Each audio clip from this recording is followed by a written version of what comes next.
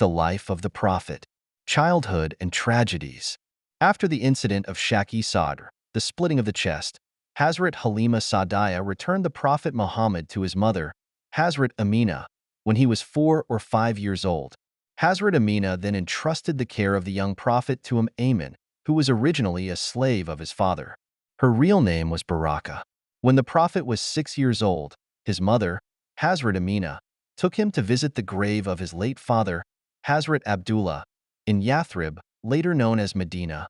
This small caravan consisted of 2 camels and included Ayman. They stayed at Darul Nabiga, where Hazrat Abdullah was buried, for about a month. During this time, the Prophet learned how to swim in the ponds of Banu Najjar and played with his maternal cousins in the area. Ayman narrates that the Jewish residents of Yathrib observed the young Prophet closely.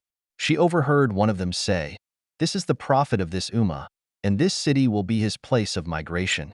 She remembered these words. On the way back, near a place called Abwa, Hazrat Amina fell ill. The caravan halted, and it was there that she passed away.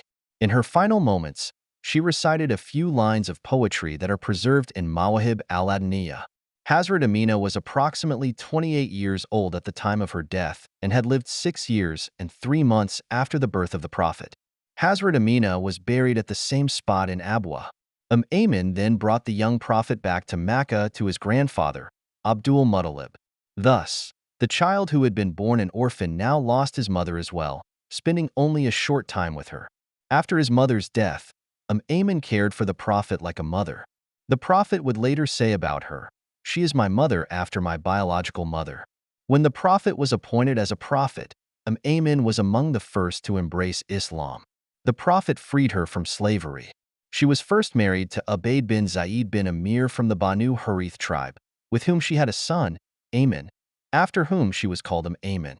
After Ubayd's death, the Prophet arranged her marriage to his freed slave, Hazrat Zayd bin Haritha, and they had a son named Usama bin Zayd. Ayman passed away during the caliphate of Hazrat Usman.